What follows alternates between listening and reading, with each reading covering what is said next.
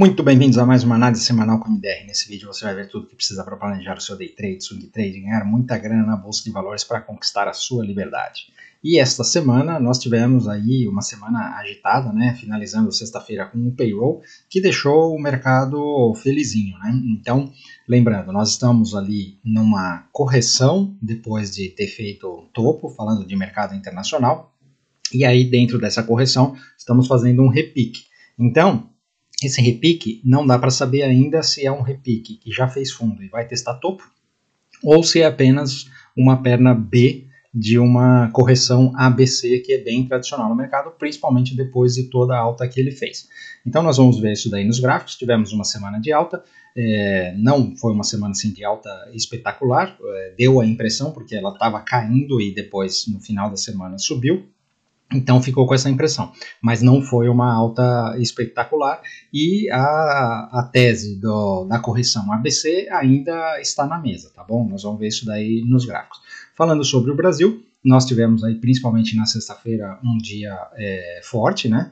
Então, lembrando, nós temos o Ibov ali que está num canal de alta mais de longo prazo e um canalzinho de baixa mais para o gráfico diário, né? Então, digamos que o semanal, canal de alta, o diário, o canal de baixa. E aí, ele tocou o fundo dos dois canais pelo gráfico semanal e reagiu essa semana pelo gráfico diário. Quem assiste às nossas análises de abertura sabe que nós alertamos sobre esse pivô de alta e falamos que teria dias de alta ainda essa semana, né? Então foi o que aconteceu. Agora o que nós precisamos ver é quem que vai ganhar essa batalha. O semanal, o canal de alta do semanal vai vencer e aí ele vai romper esse canal de baixa, ou o diário ainda tem mais queda para entregar, né? Vamos ver isso daí nos gráficos. E o dólar teve uma semana de baixa e ele, depois de ter subido bastante, ele veio fazer ali uma correção e testar regiões de retração de Fibonacci e o topo rompido. Agora vamos ver se ele segura nessa região ali em torno dos R$5 e volta para cima, ou se ele resolve ir direto para baixo e testar fundos, né? Isso daí está em aberto, nós vamos ver o que os gráficos nos falam. Sobre o Momento Economês de hoje, nós vamos falar sobre MMT, ou Teoria Monetária Moderna. Por que nós vamos falar isso? Porque viralizou um vídeo, não sei se vocês tiveram a oportunidade de ver, mas nós vamos ver juntos, viralizou um vídeo de o chefe do Conselho Econômico do Biden. E o cara, assim, eu não sei se ele é tão salame assim, mas ficou parecendo, né? E esse vídeo foi extraído de um documentário de uma pessoa que é defensora aí dessa teoria monetária moderna, né? Então nós vamos aproveitar, vamos falar, vamos fazer um react aí sobre esse vídeo desse cara, vamos falar sobre o documentário de que foi extraído esse clipe, né, que viralizou, e também vamos falar um pouquinho sobre teoria monetária moderna, para quem ainda não sabe o que é, nós já falamos sobre isso, mas vale sempre a pena relembrar, né? Então, para quem está chegando agora e ainda não me conhece, meu nome é Maurício de Roberto, mais conhecido como MDR. Se você curte o conteúdo, já deixa o seu like, se inscreve no canal e se inscreve lá também no Instagram, @mfmodé, onde tem live todo dia às 8h15 da manhã. E se quiser participar do Método X, da nossa sala, ter acesso à carteira VIP, você tem o link na descrição do vídeo aqui embaixo, tá bom? Vamos pro vídeo. Então, turma, começando aqui pelo mapa de calor do mundo, você vê mais verde do que vermelho, né? Brasil fechou verde aqui, porque nós tivemos dólar para baixo e o índice para cima. E a Ásia aqui que foi forte, né? Então, principalmente a China, que está reagindo bastante, mas o Japão também está indo bem. A Europa no meio do caminho. Já o S&P 500, como eu disse, né, não teve tanta convicção assim, né? Nós tivemos uma bela de uma reação da Apple, né? Aliás, saiu notícia aí do balanço da Berkshire, onde o Warren Buffett relatou que ele vendeu bastante ações da Apple que ele tinha, que é a maior posição que ele tem, provavelmente para colocar lucro no bolso, porque está muito caro, né? Então ele precisa dar uma rebalanceada na carteira, que a Apple está muito pesada. E talvez até seja esse o motivo, porque obviamente ele relatou agora, mas ele vem fazendo esse movimento, né? Talvez tenha sido o motivo da Apple ter feito a correção e vir testar lá os $160, né? E agora, depois do balanço, ela reagiu e foi o destaque da semana. A Amazon também continua mandando bem, mas o resto das FANGs não teve assim, não brilharam tanto, né? E o destaque aqui para o setor de energia, petróleo para baixo. Essa é uma mensagem importante sobre economia. Falando sobre temporada de balanços, os principais balanços dos Estados Unidos já encerraram, então, com a Apple, né? E agora o destaque vem para os balanços do Brasil, né? Você vê que eu separei aqui.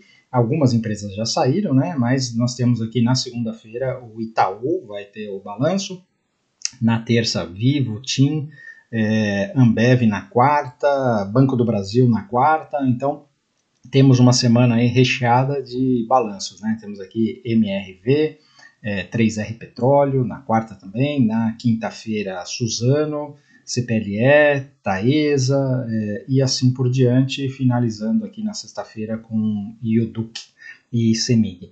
Então vamos ficar de olho porque podemos ter essas movimentações de balanço essa semana no Brasil, tá? Indo agora para o VIX, nós temos aqui o VIX calminho, né? Ou seja, se depender do VIX, tem espaço para o mercado continuar subindo, né? E outra boa notícia, com toda essa história e todas as movimentações que aconteceram essa semana, nós tivemos aqui os juros fazendo topo, né? Isso daqui pode ser um topo mais baixo. Temos que lembrar sempre que ainda estamos numa tendência de alta, né? Então você vê a média de 50 períodos aqui está para cima, o preço trabalhando acima da média, topos e fundos ascendentes, né? Mas isso daqui é um topo dentro desse canal aqui, e se por um acaso ele conseguir romper esse canal, nós podemos marcar um topo mais baixo em relação a esse topo aqui do final do ano passado, né? E aí começar uma trajetória de queda de juros. Vamos ver se isso daí acontece, ainda é cedo para falar, por enquanto é só um topo num zigue-zague de alta, tá? A mesma coisa, os juros do mundo inteiro, né? Então nós temos aqui a Europa, que também marcou esse topo aqui, aqui está mais baixo do que essa região, então isso daqui está mais próximo de um ombro, cabeça a ombro, mas ele precisa perder esse canal aqui e vir aqui voltar para 1,80 para a gente realmente falar de queda de juros na Europa, né? O Reino Unido também marcou um topinho mais tímido, mas você vê que, olha, preço ainda para cima, né? Estou falando isso aqui na expectativa de que os juros comecem a cair, mas ainda não começaram, né? É só um topo. E os juros no Japão, que nenhum sinal ainda, obviamente ele está na linha de retorno aqui do canal, faria sentido ele começar a fazer uma correção, mas o Japão é um animal diferente, né? Então ele tem os próprios desafios, ainda não tem indicação de queda de juros no Japão, né? Aliás, não é que tenha indicação, né? Nós estamos aí num momento bem peculiar. Deixa eu até falar sobre isso, que existem muitos indicadores de que a economia ainda continua forte, né? No mundo inteiro. Na Europa, mais fraca, mas a Europa ela é mais lenta mesmo, né? É normal, assim, a Europa é o devagar e sempre. Ela vai indo aos pouquinhos ali, mas segue acumulando riqueza. Os mercados mais dinâmicos, como os Estados Unidos, né, o próprio Brasil também está indicando crescimento, né, e isso daí, crescimento é sempre inflacionário, principalmente se você tem redução de desemprego, né, ou pleno emprego, como é o caso dos Estados Unidos, né. O emprego na Europa também não está nada mal, tá? Ali entre 5% e 6% não é nada de mal, né? Os Estados Unidos está abaixo de 4%, né? E o Brasil na região dos 7 e pouco. O que é bom para o Brasil, né? E lembrando que o Brasil tem muita economia informal, né? Então esse número fica um pouco distorcido. Mas a questão é o seguinte, enquanto não tiver aumento de desemprego, a economia continua aquecida e é difícil de baixar juros. Essa é a grande discussão e essa é a grande pressão sobre o Campos Neto no Brasil, que é esse diferencial de juros dos Estados Unidos e do Brasil. Cada vez que os Estados Unidos fala que não vai cortar juros, é mais difícil para o Brasil descer juros, né? Inclusive, a bolsa de apostas para o próximo corte do Brasil já começa a se dividir entre meio ponto ou 0,25. Então já tem bastante gente apostando no 0,25. Eu não vou fazer minha aposta, mas eu acho que o correto seria já fazer um 0,25 e não meio, porque é o gato subiu no telhado. Mas aí, Campos Neto, Banco Central é que faz, né, o que quer. E aí, nessa luta, esse payroll, o mercado deu uma animadinha com o resultado do payroll, porque o payroll já indicou algumas coisas preocupantes, né, no mercado de trabalho. Não vou entrar no detalhe aqui, mas tem alguns indicadores preocupantes. E aí, com isso, aumenta a expectativa de corte de juros, né, por conta desse negócio do trabalho. E aí o mercado fica animado com isso, porque se cortar juros é bom para a Bolsa de Valores, né? Então nós estamos no meio dessas divergências, né, entre a força da economia e o mercado de trabalho. Indo agora para o SP500, nós temos aqui, então, olha só, é isso que eu falei, foi uma semana de alta, né, mas uma alta pequena, porque, olha, em relação ao fechamento da semana passada, subiu pouco, né, a questão é que estava caindo aqui, então, estava com uma expectativa ruim, e aí, no final, acabou fechando positivo, né, então, quando a gente vê aqui no gráfico diário, dá para ter uma leitura melhor desse negócio aqui, né. Olha, o que nós temos aqui? Nós tínhamos marcado esse topo e aí estava fazendo uma correção, até fez esse candle aqui, e aí na quinta e sexta-feira ele fez aqui mais uma alta. Agora, eu vou desenhar junto com vocês aqui uma coisa que é importante aqui nesse gráfico diário, que no semanal não fica muito claro. Nós temos aqui, olha, um canalzinho que, na verdade, acaba sendo uma bandeira de baixa, né? Então, eu deixei para desenhar isso aqui junto com vocês para vocês verem que isso daqui, eu continuo dizendo, né? Isso daqui pode ser uma perna A perna B em forma de bandeira de baixa, chegou aqui até a última retração de Fibonacci, até esses fundos aqui que demorou para perder, né? Bateu aqui, e aí a pergunta que vem é, mas isso daqui é um candle forte na sexta-feira, não sei o que lá. Mas é comum você ter candles fortes. Olha aqui, ó, aqui você teve candle forte, aqui você teve candle forte, aqui você teve candle forte, aí deu duas lateralizadas aqui, depois caiu. Então é normal, a gente pode ter uma semana de baixa aqui e acionar essa bandeira e ainda continuar com essa possível correção ABC. Por isso que eu estou dizendo que, para mim, ainda não está claro, não está óbvio de que aqui tem uma compra. E tem vários motivos, né? Então, assim, a distância da média de 50 períodos, né? A distância do topo rompido aqui, que é normal vir fazer um pullback, tem vários motivos aqui para nos levar a pensar de que ainda pode ter uma perna de baixo. Agora, nós estamos falando de probabilidade, então, assim, o mercado pode se animar nessa semana e romper aqui esse topo. Para mim, o limite aqui é o topo da semana passada. Ele pode romper esse topo aqui e vir testar topo histórico? Pode. E aí, tudo bem. Se romper aqui esse 550 do SP500, aí eu retomo a minha cabeça de compras, porque ele vem testar topo e aí provavelmente, inclusive, rompa topo, tá? Olhando aqui a Nasdaq, aí a leitura é a mesma, né? Tá vendo? A mesma coisa vamos aqui para o diário, né? A mesma coisa de chegar aqui na última retração de Fibonacci, numa região aqui de bastante briga, que foi bastante suporte e virou resistência. Então, um candle de alta, mas isso não quer dizer que um candle de alta não seja precedido por um candle de baixa, né? Você vê aqui também tem, né? Então, é normal o mercado fazer isso daí. Então, a bandeirinha de baixa aqui da Nasdaq também igualzinho a do SP500, né? Então, tá bem feitinha. E é isso aí que eu queria mostrar para vocês, tá bom?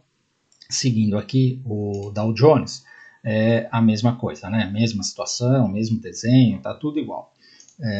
O Russell 2000. O Russell 2000 aqui numa situação bem importante, né? No gráfico semanal. Então ele marcou o fundo aqui, essa semana confirmou esse fundo, ele continua aqui nesse topos e fundos ascendentes, e ele pode vir aqui testar o topo, né? Isso daqui seria importante, se o Russell 2000 conseguir fazer esse movimento, é bem importante porque indica a força da economia, né? Indo agora para a Europa, nós temos aqui o DAX alemão, aonde você vê essa situação aqui, olha, o DAX alemão já tinha vindo aqui no 50% de FIBO e feito essa reação. Agora, essa semana, olha só, depois de ter feito uma semana boa de alta, ele fez uma semana aqui meio lenta, né?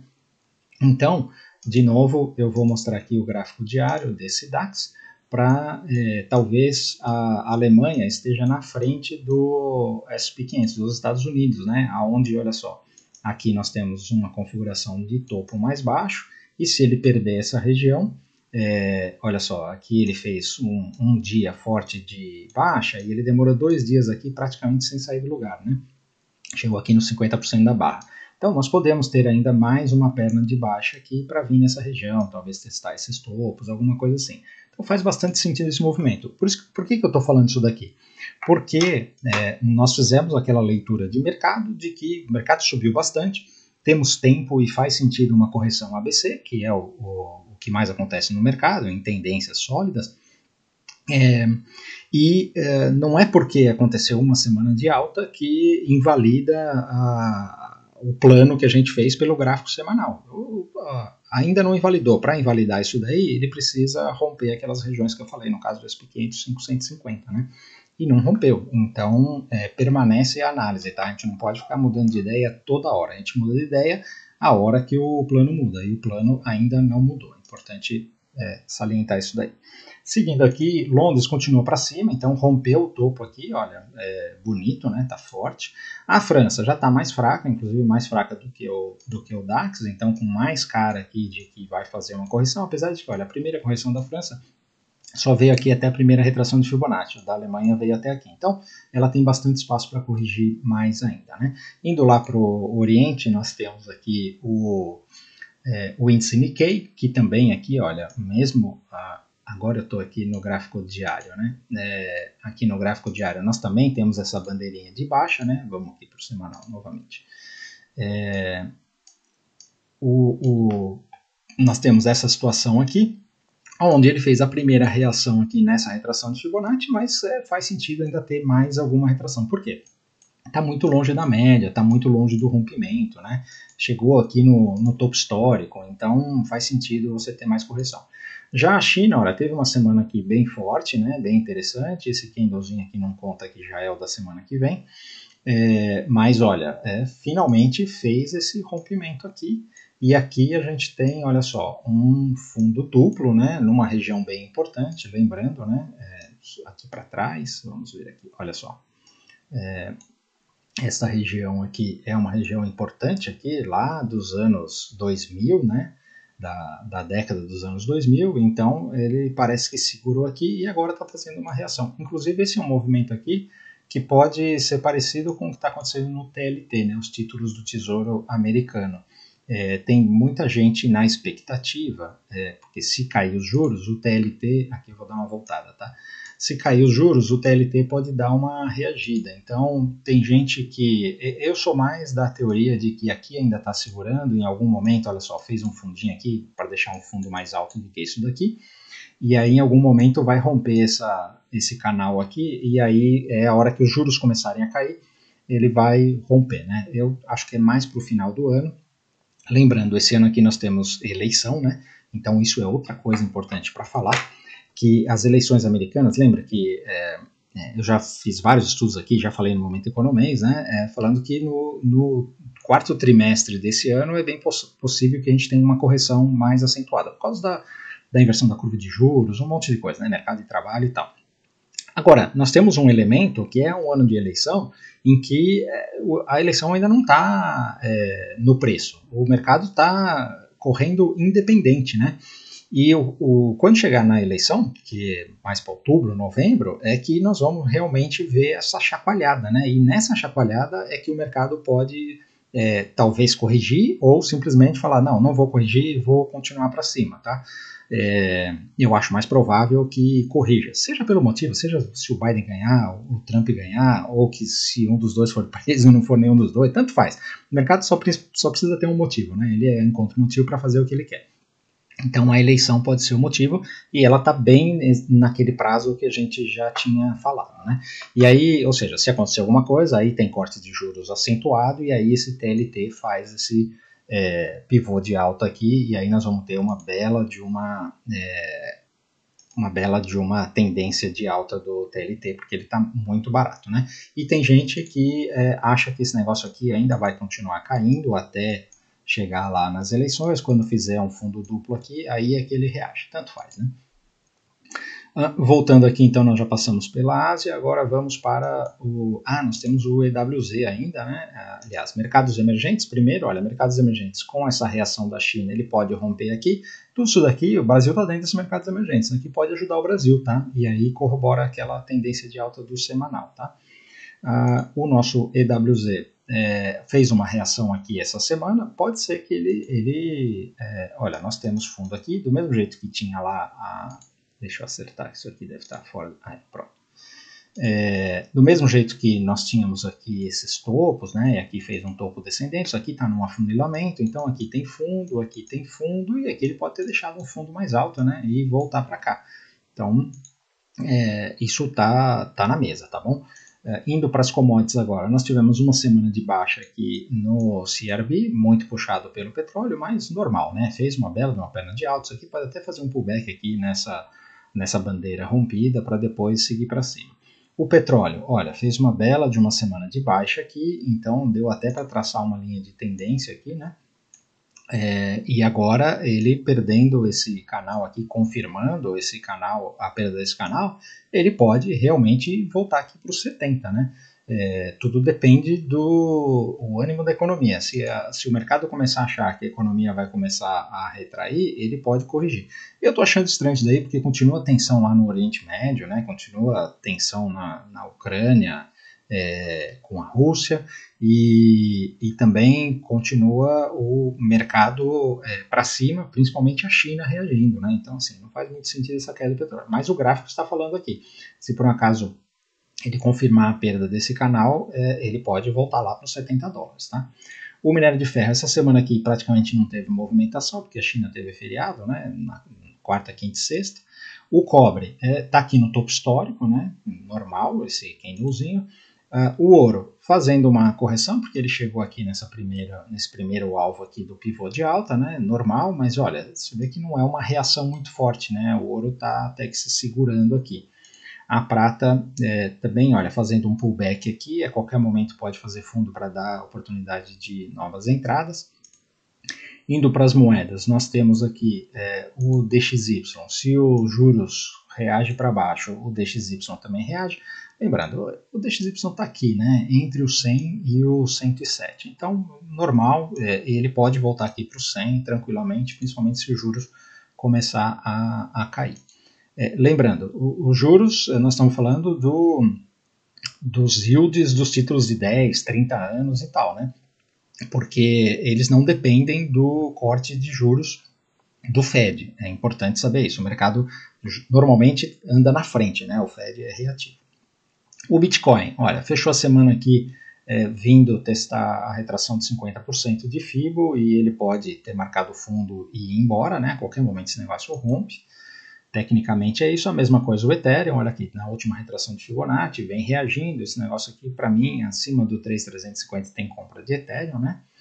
E por fim o Yen japonês, né, que estava aqui, veio testar esse topo aqui do 160 e o Banco Central, o BOJ, entrou fazendo uma reação forte, aqui é região de compra, tá? Então essa semana aqui pode dar compra no Yen e eu acho que o Banco Central japonês só entra se ele bater no 160 de novo, tá? Isso é característica de Banco Central, todos funcionam da mesma forma, eles olham o gráfico, estabelecem o preço, limite, né, onde é a resistência que eles vão atuar, e se bater na resistência eles entram. Eles não ficam brigando com o mercado no meio do caminho, normalmente, tá bom?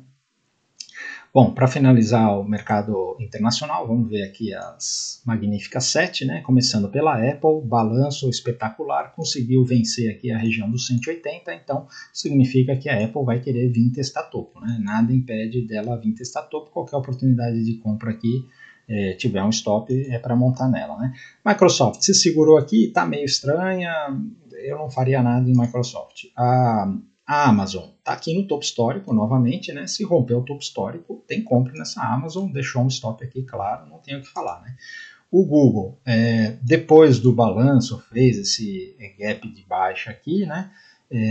Depois de ter subido pra caramba, e olha, eu vou te falar, lembra daquela projeção dos canais, do canal, né? Então você tem esse canal aqui, ela estava dentro desse canal, rompeu o canal, isso aqui pode ser só um pullback aqui nesse canal para vir para cá. Então, para mim, Google, se tiver oportunidade, é compra, tá bom?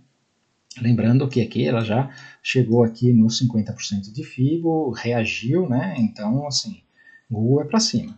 Meta. Meta tá complicada, né? Eu acho que ela pode vir ainda aqui fazer um pullback aqui, né? Apesar de ela ter segurado, já ter feito fundo, mas é um fundo no meio do nada, meio longe da média, não confio.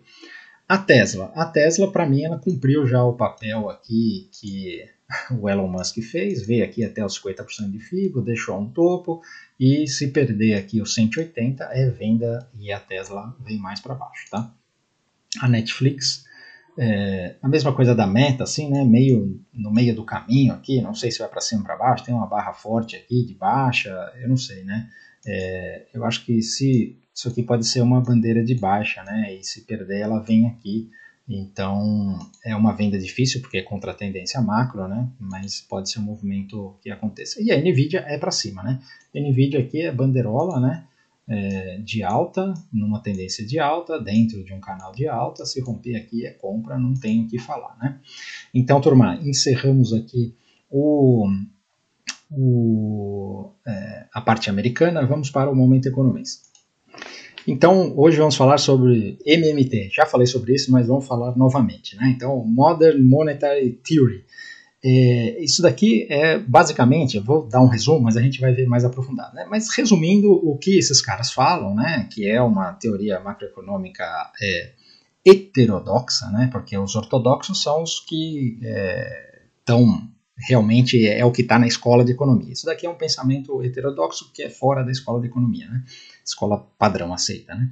E eles basicamente falam o seguinte, olha, se somos nós que imprimimos a própria moeda, se é o governo que imprime a própria moeda, tanto faz o quanto gasta, porque você pode sempre imprimir e o governo nunca vai falir, e a inflação, e aí o que acontece, né? As pessoas que são ortodoxas sabem que a impressão de dinheiro você, na verdade, causa inflação, né? E aí tem comprovação, larga comprovação na história, né? Desde a Roma Antiga até hoje isso continua acontecendo, né?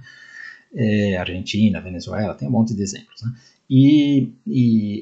Só que a defesa deles é de que a questão não é a quantidade de moeda, a questão é a oferta de produtos. Então, assim, você pode imprimir dinheiro desde que você estimule a economia o suficiente para ela continuar produzindo produtos, né, suficientes para fazer frente à demanda. Enquanto você tiver oferta suficiente, os preços não vão subir. Então, assim, essa parte até faz sentido, né, mas é uma discussão aí que essa teoria monetária moderna não é muito aceita, né?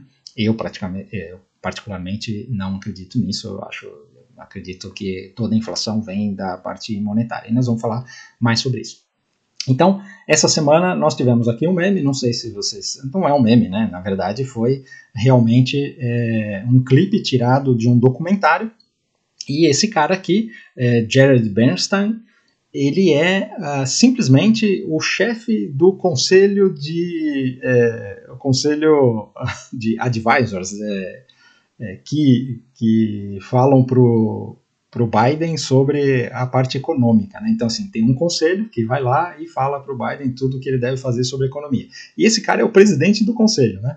E aí depois nós vamos olhar o currículo dele, que também tem outras coisas interessantes. Então, eu vou colocar aqui para vocês o vídeo com a legenda automática, tá? Para quem não fala inglês, e espero que fique o suficiente para vocês entenderem, depois a gente comenta.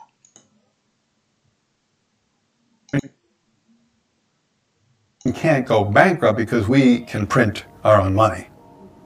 It obviously begs the question, why exactly are we borrowing in a currency that we print ourselves?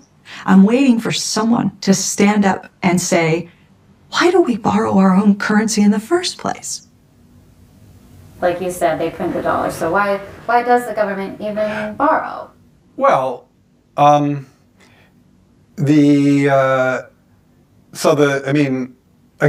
some of this stuff gets, some of the language some of the language and concepts are just confusing. I mean, the government definitely prints money, and it definitely lends that money, which is why the government definitely prints money, and then it lends that money by selling bonds. Is that what they do? They sell bonds. Yeah, they sell bonds, right? Because they sell bonds and people buy the bonds and lend them the money. Yeah. So a lot of times, at least to my ear with MMT, the language and the concepts can be kind of unnecessarily confusing, but there is no question that the government prints money and then it uses that money to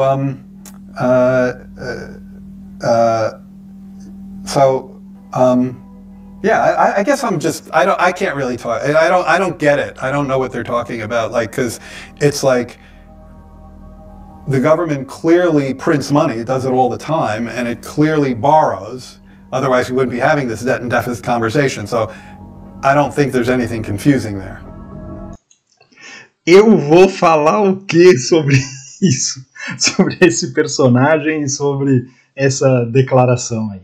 E olha, a gente não pode esquecer desse detalhe aqui, que esse cara tá sentado lá na Casa Branca, do lado do Biden. Se você ver ele dando entrevista, e eu fui entender mais quem é esse cara, né? Esse cara da entrevista, ele tá lá, num daqueles escritórios magníficos da Casa Branca e tal, né? Olha aqui, ó. Chair of Council of Economy Advisor, presidente Joseph Biden.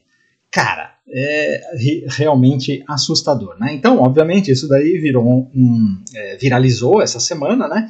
Isso daí foi um clipe tirado de um documentário feito por essa mulher que aparece aí no vídeo fazendo o questionamento, né? E ela é uma grande defensora do MMT. E nós vamos ver mais, então, um pouco sobre esse documentário, né, da onde foi tirado esse trecho, e também quem é essa pessoa aí, defensora do MMT, que ela tá aí pelo mundo, escreve livro e tudo mais. Ela é uma pessoa inteligente e respeitada dentro do mundo econômico, mas não que as pessoas concordem com ela. Ela é respeitada porque ela é estruturada para falar o que ela fala, né, para defender o que ela defende. Então, vamos agora aqui olhar quem é este personagem, né? Olha, indo aqui para o Wikipedia, porque ele não tem LinkedIn, então o que me chama atenção algumas coisas, né? Então, já falamos aqui, né, que ele é lá do gabinete, olha aqui, ó, 31º presidente do conselho e tal, e o que mais me chamou a atenção, e de novo, né, eu sou suspeito para falar porque eu sou engenheiro e eu falo aqui sobre bolsa de valores, sobre economia e tal, mas esse cara aqui, ele tem, a formação dele, ele sempre teve permeando o governo americano, mas a formação dele é em música. Ele fez a faculdade aqui, olha só, Manhattan School of Music. Então ele se formou em música, aí depois ele foi para coisas assim de formação de social welfare, né? Ou seja, ajuda e tudo mais, sempre em faculdades boas e tudo mais. Só que esse cara, depois que ele se formou, né, ele nasceu em 1955, e aí depois que ele se formou, ele, a partir da década de 90, esse cara começou a permear o governo aí, sempre em instituições, ONGs, ajudando o governo, ajudando, por exemplo, o Biden há muito tempo, desde a época de vice-presidente e tal, e sempre esteve permeando aí. Mas assim, esse cara basicamente nunca produziu nada de positivo para a economia, nenhum estudo, nenhum livro, nenhuma teoria, nada. Então assim, o que faz esse cara estar sentado lá nessa cadeira é uma coisa que eu não entendo, e eu guardo para mim os meus comentários mais agudos. Mas eu fico realmente assustado, uma coisa que eu posso falar é que eu fico assustado de ver uma pessoa assim, claramente pouco qualificada para uma posição tão importante. Isso não é... Nós estamos falando do governo dos Estados Unidos, né? Mas isso daí é o mundo inteiro. Sobre o Brasil eu não preciso nem falar, né? E é uma pessoa que, se ela fosse fazer uma entrevista de emprego para trabalhar numa empresa, ela não conseguiria um emprego básico, né? E está sentada numa posição dessa. Então isso daí realmente me assusta. E agora eu vou colocar aqui para rodar o clipe na verdade é o trailer deste documentário, né, da onde foi tirado esse clipe, né. Então é um documentário com mais de 1 hora, tá na Apple TV, eu não assisti o documentário, mas quem quiser assistir tá lá na Apple TV, né, e é esse Finding the Money, que é basicamente, eles estão falando que o jeito que se vê o déficit do governo é um jeito errado. Tipo, o planeta inteiro vê de um jeito e eles veem de um jeito diferente e eles acham que o jeito deles está certo. Então eu vou rodar aqui o trailer para vocês terem uma ideia do que é que nós estamos falando. So much of the public discourse, it's like we're going through life with one eye shut and one eye open, and we're only getting half the picture. And then somebody like me comes in and says, well, let's make sure we see the full picture. People naturally think, wait, government deficit, bad. This is a negative thing. Let's stop this right now. And I say, hang on, let's open the other eye. The government debt is not a burden on anyone. The national debt is exactly the opposite of what the orthodox story tells us. This modern monetary theory. Modern monetary theory. What is MMT about, and why has it suddenly exploded? The last thing we need is some harebrained theory. We're broke. America's broke. Congress has spent all the money. Does the government have to borrow dollars? No, of course not. They don't find the money, they create it. Is that what they do? Where does money come from? There's a theory that says we should not be looking too closely at money. Didn't they tell you? You never touch the money question. You're going to scare the hell out of everyone. You could take the national debt clock that scares everyone and just rename it the US dollar savings clock. So now don't you feel better? The true story of money is not the story that I've been told.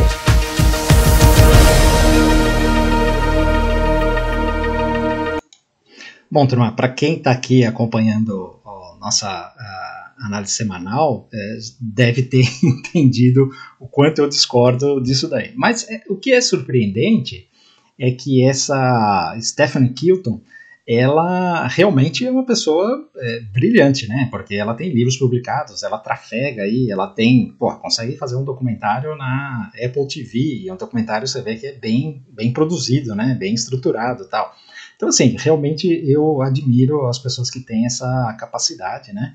E de tirar o chapéu, porque falando em chapéu, assim, quando eu olho isso daí, o pouco conhecimento que eu tenho sobre economia, isso é coisa de chapéu de alumínio, né?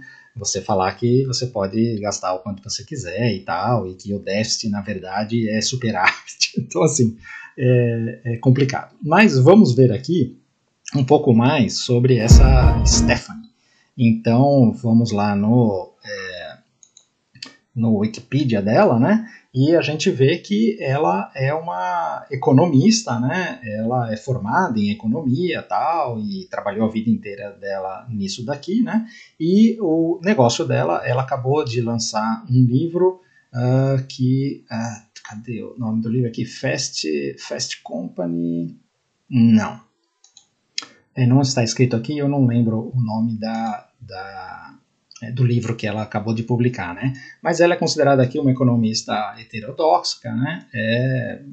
Focada aqui na economia, a teoria moderna, e o que chama atenção aqui é que ela é advisor da campanha do Bernie Sanders, né? Então, quem não lembra o Bernie Sanders é aquele cara que é mais ou menos comunista, socialista lá nos Estados Unidos, que é do Partido Democrata, né? Então, o alinhamento dessa teoria moderna, né, monetária, ela é muito alinhado com o pessoal da esquerda, né? E porque eles gostam de gastar dinheiro e da responsabilidade fiscal. E aí depois vocês façam as associações que vocês quiserem, tá bom?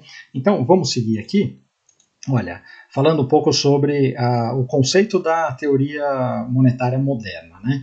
Então, ela é heterodoxa e afirma que os países monetariamente soberanos, como os Estados Unidos, ou seja, o país que imprime a própria moeda, né, no caso o dólar, que gastam, tributam e contraem empréstimo numa moeda fiduciária própria, ou seja, não tem lastro em moeda fiduciária, não tem lastro em ouro, tal, então você pode imprimir o quanto você quiser. Não estão limitados pelas receitas quando se trata de gastos do governo federal. Então, assim, não importa se você pegou emprestado ou se você tributou e teve aquela arrecadação. Você pode gastar mais do que isso. Então, simplificando, a teoria defende que o governo não depende de impostos ou de empréstimos para gastar, porque podem imprimir quanto dinheiro precisarem. É basicamente isso, tá? Aí, como o governo tem o poder para imprimir a própria moeda, ele jamais ficará insolvente. Porque essa é uma pergunta que sempre fazem, né? Falam assim, mas vocês estão... fazendo títulos públicos, né, e para o pessoal emprestar dinheiro para vocês e tal, o que garante que vocês vão pagar? E a resposta é sempre essa, não, o que garante é que eu posso sempre imprimir moeda, então nunca vão ficar insolventes. Então, independente do governo hoje funcionar dentro da teoria monetária moderna, essa parte é a garantia que o governo dá. Não, eu posso sempre imprimir, então tem um fundo de verdade, né? Mas o que acontece? Agora vamos voltar para o mundo real, né? Então nós temos aqui a perda do poder de compra do dólar, e aqui nós estamos desde 1912, porque em 1913 foi fundado o Banco Central, o Fed, né? E nós temos aqui uma desvalorização, né? Você vê que teve uma desvalorização aqui forte, né? Até 2021. E aí depois, aqui, olha, em 1933, 34, ele deu uma valorizada. Por quê? Foi aquele período que eu já falei para vocês, onde o dólar ainda era lastreado em ouro e a cotação era $20 a onça do ouro. E aí o governo, na canetada, falou assim, não, agora a cotação é 35. E aí foi quando subiu aqui, deu essa valorizada no dólar. Mas aí depois ele ficou 35 aqui, ó, até 1971, né? E aí em 71 acabou o lastro do ouro e aí foi aqui. Então nós temos aqui 97% de desvalorização nesse período. E aí tem uma grande coincidência, que eu acho que é coincidência se eu colocar meu chapéu de alumínio, né? Então, ó, o que é a base monetária? É o M2 aqui, que é o quanto de dinheiro que tem circulando na economia, né? E se você pegar aqui essa base monetária, você vê que, por uma coincidência, a base monetária também teve esse incremento aqui de 98%. Então, assim, desvalorizou 97%, 98% é o quanto que aumentou a base monetária, né? Lembrando, a conta aqui é de trás para frente, tá?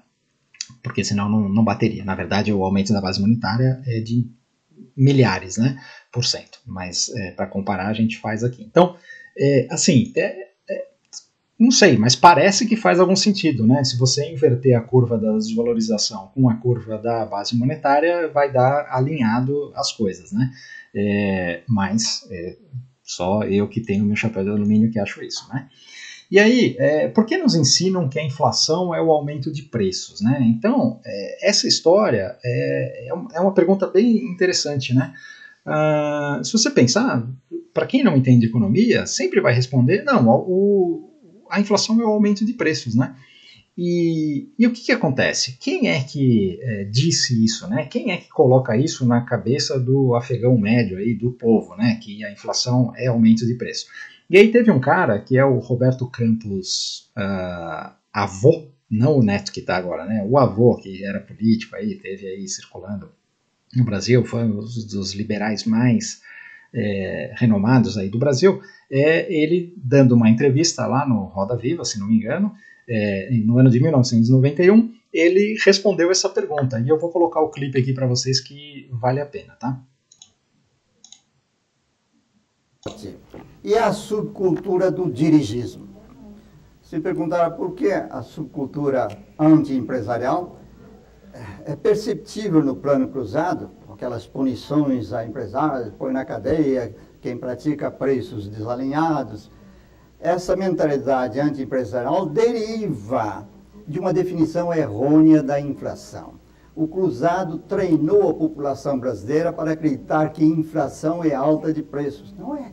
Alta de preços é o resultado. Inflação é a expansão monetária. Vocês veem, e daí? E daí um número de consequências grandes surge. Se inflação é alta de preços, então o culpado é o empresário que faz a alta de preços. Mas se inflação é expansão monetária, então o culpado é o governo. Então, turma, faz algum sentido isso para vocês, que o Roberto Campos, avô, falou? Porque, assim, para mim faz muito sentido e um dos objetivos que eu tenho aqui sempre, além de ensinar análise técnica, né, é mostrar um pouco do básico de economia que a maioria das pessoas não tem, né? Então, assim, se isso daqui ficar claro para vocês que estão assistindo o vídeo, e se você puder compartilhar pelo menos esse pedaço do Momento Economês com alguém que você conhece, alguém que você ama e que tem dificuldade de entender a parte de economia, eu já fico feliz e dou a minha missão como completa, tá bom? Agora, se você quiser realmente entender mais sobre economia ou como se beneficiar dos movimentos de preços e todas essas coisas que os governos fazem, a gente se aproveita, né, quando o mercado vai para cima ou quando o mercado vai para baixo, tem o método 10x com o link na descrição aqui embaixo para você se inscrever e participar da sala ao vivo junto com a gente, ter acesso à carteira VIP e tudo mais, né? E nós estamos aqui também todo dia na abertura de mercado. Se você se inscrever aqui no vídeo, você vai receber a notificação, né? Lá no Instagram, @mfmodel, tem muito conteúdo e a live de abertura todo dia às 8h15 da manhã. E quem é do método 10x tem acesso ao Hotmart, todas as aulas de análise técnica para aprender a operar na Bolsa de Valores, e aqui o acesso à carteira VIP, que o ano passado deu mais de 60% de gain, né? Então, turma, esse é o momento economês da semana e agora vamos ver o mercado brasileiro. Então, turma, começando aqui pelos DIs, nós estamos aqui, olha, quando você olha no gráfico diário, tem aqui uma bandeirinha, né? E pelo gráfico semanal, isso daqui é um topo mais baixo. Apesar de ter violado esta linha de tendência, ainda é um topo mais baixo. Então, hoje, os dois cenários estão possíveis, né? Esse negócio aqui pode ter uma queda, mas para mim ainda tem cara de bandeira de alta esse negócio, né? Ele chegou aqui numa região importante, depois de ter subido bastante, e está fazendo aqui uma correção dentro desse canal, né? E em algum momento ele pode dar uma estressada e romper novamente. Então, esse cenário ainda está bem possível, tá? Indo aqui para o nosso IBOV, aí a gente tem esta situação que eu descrevi lá na abertura do vídeo, né? Então, o gráfico semanal tem aqui este canal de alta, né? Aqui é o antigo topo histórico, agora é o novo topo histórico, né? E desde que ele chegou aqui, fez esse rompimento ali no final do ano passado, né? Ele estabeleceu essa bandeira aqui, uma bandeira de alta, né? E veio corrigindo dentro dessa bandeira, mais lateralizado do que no preço, né? E agora chegou aqui nesse limite do canal e fez essa reação. Então agora ele está aqui no limite aqui dessa bandeira. Então, se ele romper essa bandeira, ele aciona uma nova perna de alta que pode ser parecida com essa. Então, esse cenário pelo gráfico semanal, ele está bem possível, tá bom? Agora nós vamos olhar aqui o gráfico do índice pelo gráfico diário. Pelo gráfico diário, nós ainda temos aqui esse canal, né? E nós temos aqui uma reação. Ele tinha vindo aqui fazer o teste dessa região, reagiu, voltou aqui, fez um pullback e aí fez um pivô de alta. E agora ele pode vir para esta região, a região aqui entre 131 e 132 mil pontos. Provavelmente ele faça esse movimento e vem aqui. Aí essa é a hora da verdade, tá? Aqui é que nós vamos ver o que vai acontecer. Ele pode muito bem fazer como ele fez aqui, fazer uma reação e continuar dentro desse canal, tá? Isso daqui é possível. O gráfico diário ainda está numa tendência de baixa, apesar de ele ter feito esse pivô aqui, né? Então esse canal ainda está reinando.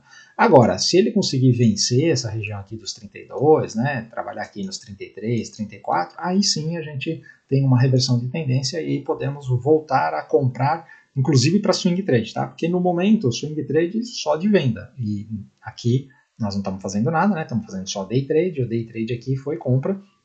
E alertamos isso na análise semanal, né? Na análise diária, de abertura de mercado. Olhando aqui o índice, o que nós alertamos? Nós alertamos que a partir do momento que ele fez esse pivô aqui, tinha compra, né? Então aqui teve compra e aqui, se romper aqui, tem compra, né, para day trade. E aí nós vamos ver o que acontece aqui nessa região, tá bom? Essa daqui é a análise. Aí quando chegar nessa região, vamos ver como é que ele reage. Se der um sinal de venda, tem que vender, tá? Agora, se ele continuar com esse movimento aqui ascendente que ele está fazendo, aí você tem que virar sua cabeça para a compra, tá bom? Olhando aqui o dólar, vamos para o gráfico semanal do dólar. Olha, o dólar, ele, obviamente, ele fez uma reação a esta região, que era uma região que estava marcada aqui, a gente sabia que ele ia reagir. Agora, olha só, ele veio aqui exatamente testar essa última retração de Fibonacci e esse topo anterior rompido, né? Então, quando a gente olha aqui no gráfico diário, isso daqui fica mais claro. Olha só, tivemos aqui bastante baixa, né? Só que a configuração ainda se prevalece, né? Então essa região aqui, no momento ele fechou aqui nos 5.088, né? Mas essa região aqui é uma região muito boa de compra. Então essa semana tem que ficar de olho. Se ele começar a fazer pivô de alta no 60 minutos, tem que comprar, tá bom? Então O que acontece? Aqui nós ainda estamos numa estrutura baixista, né? Nós precisamos que ele faça alguma coisa assim, né? E comece a fazer pivôs de alta, aí a gente pode começar a comprar, tá bom? Mas para mim, essa semana aqui é uma semana que pode dar oportunidade de compra, inclusive para swing trade. Fica de olho aí na abertura de mercado, tanto no Instagram quanto aqui no YouTube, tá bom? Olhando aqui as small caps. Small caps agora ficou confusa, né? Então, nós temos aqui este afunilamento, não dá para saber o que ela vai fazer, não recomendo fazer nada em small caps. Indo para os setores, nós temos aqui o setor de materiais básicos, continua enroscado, assim como a Vale está enroscada, né? O setor industrial parece que fez uma reação, né? Então aqui, isso daqui foi um rompimento, um pullback, deixou um fundo mais alto. O setor industrial tem tudo para ir para cima, fica de olho na VEG que ela está muito bonita, tá? O setor de consumo está ainda reinando este canal de baixa, né? Então essa estrutura aqui é de topos de fundos descendentes. Pode fazer uma reaçãozinha aqui, mas o mais provável é continuar caindo. Até prova em contrário, essa tendência é de baixa, tá? O setor imobiliário. Esse setor imobiliário, podemos falar aqui que ele tem aqui uma consolidação, né, e até deixou aqui um fundinho mais alto. Então o setor imobiliário essa semana aqui pode reagir para vir testar topo, tá? Pode dar oportunidades de compra aí nas melhores construtoras, não vai comprar lixão, né? O setor financeiro, me parece que ele já cumpriu a meta dele de vir aqui fazer o pullback, média de 50, deixou 1, 2, 3 de compra, então os bancos podem começar a dar oportunidades de compra. Tem vários aí com configurações interessantes, tá? O setor de utilidades também reagiu, continua aqui nesse canal, né? Se tiver alguma empresa de utilidades que tiver interessante, como por exemplo a CEMIG, fez um rompimento essa semana, bonito, né? Então pode comprar porque elas reagiram, né? E agora vamos para as principais empresas do Ibov, e nós temos aqui o Itaú. Olha só, o Itaú é um que tem compra a partir daqui, né? Para ir testar topo aqui. Então assim, se segurou aqui nesse fundo, fica de olho, se tiver uma oportunidade, tem compra em Itaú. O Bradesco ainda está confuso, né? Isso daqui ainda pode ser só um pullback aqui nessa bandeira acionada para cair mais, e aqui é uma região de bastante suporte, então ele pode reagir. Então assim, eu estou longe de Bradesco no momento. A Sambi fez toda essa reação, e eu já falei, a Sambi é explosiva, né? De repente ela faz esses movimentos, ela pode continuar aqui para cima. Agora está difícil de arrumar stop, né? Porque nós estamos aqui bem lateralizados. Agora, eu não duvido que ela venha aqui na região dos 33 novamente, tá? Foi uma grande consolidação e ela pode fazer esse movimento. Então, assim, para day trade, talvez até no gráfico de 60 minutos, se der uma oportunidade, dá para fazer algum trade. Olha só, ela está fazendo aqui, ó, deixando aqui um pivô, né? Então, se fizer esse pivô de alta, tem um stop claro aqui, dá para operar ela, né? Na compra. O Banco do Brasil continua na sua consolidação, então a gente estava na expectativa disso daqui fazer uma correção maior, mas ele resolveu corrigir no tempo, e agora o Banco do Brasil, se o mercado andar, ela pode fazer um rompimento. Por enquanto ainda está dentro da consolidação, não tem o que fazer. A Vale, eu acho que a Vale vai para cima, tá? Mas assim, tá bem enroscada, né? Difícil de operar. Então assim, se você não tem muita experiência de operar Vale, fica longe dela porque ela tá difícil, tá? A Petrobras, pivô de alta aqui, né? Topo histórico, se tiver oportunidade de compra, 60 pelo diário, é só compra em Petrobras, tá? A B3, parece que ela vai se segurar aqui, né? Neste fundo, mas é uma consolidação, assim como outros ativos, você tem que procurar sempre os que estão com direção, né? A B3, para day trade, se ela começar a fazer pivôs de alta aqui, dá para comprar ela, tá? Para swing trade eu não me arriscaria num ativo tão lateralizado. Agora, a VEG tem um trade aqui muito bonito, né? Que pode ser um grande trade, pode ser até um position, né? Quando ela romper isso daqui, vai dar uma compra maravilhosa. E aí eu vou te dizer que, apesar de estar perto desse topo, ela já está com uma configuração aqui, e se você achar um stop legal, tem compra aqui nessa VEG, tá? O setor industrial está reagindo.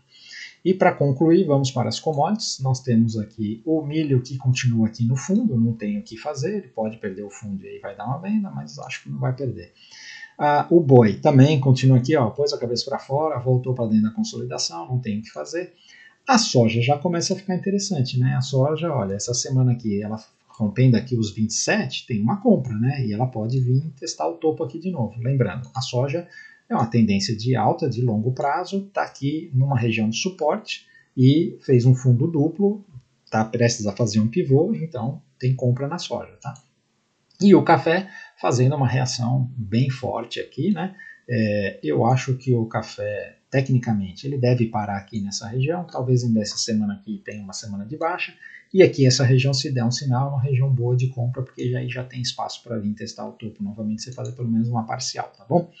Então, turma, era isso aí que eu queria falar, espero ter ajudado. Se você ficou até aqui e curtiu o conteúdo, por favor, antes de ir embora, deixe seu like, se inscreve no canal, compartilha com os amigos e também se inscreve lá no Instagram, @mfmodé, para curtir a live de abertura todo dia às 8h15 da manhã. Inscrições para o Método 10X na descrição do vídeo aqui embaixo. Valeu, um abraço.